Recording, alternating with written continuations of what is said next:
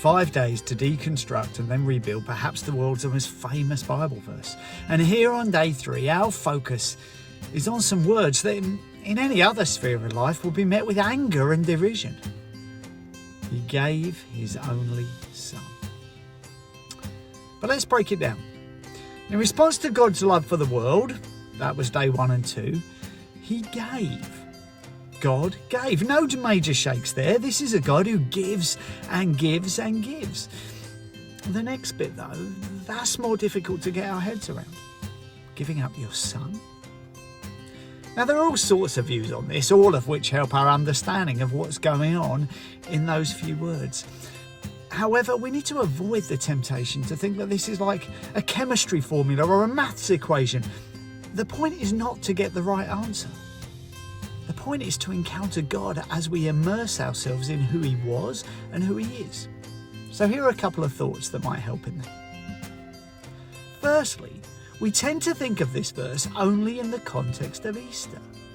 But to tell the whole story, we need to go back to the Christmas story too.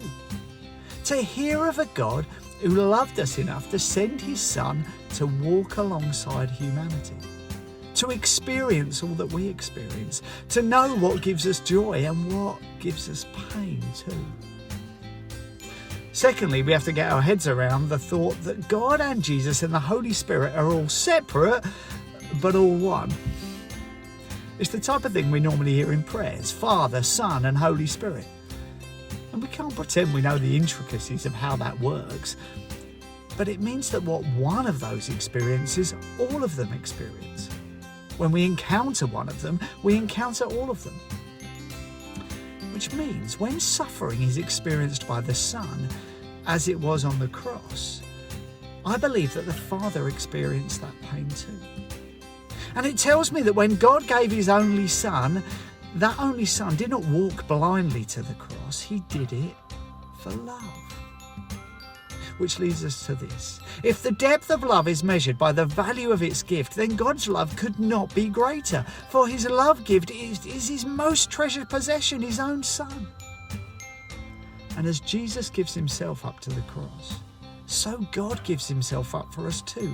He experiences and takes on not only the suffering of the Son, but all that we go through too. This was never just the gift of a Son. This was God, the Father, the Son, and the Holy Spirit, giving everything for you and I.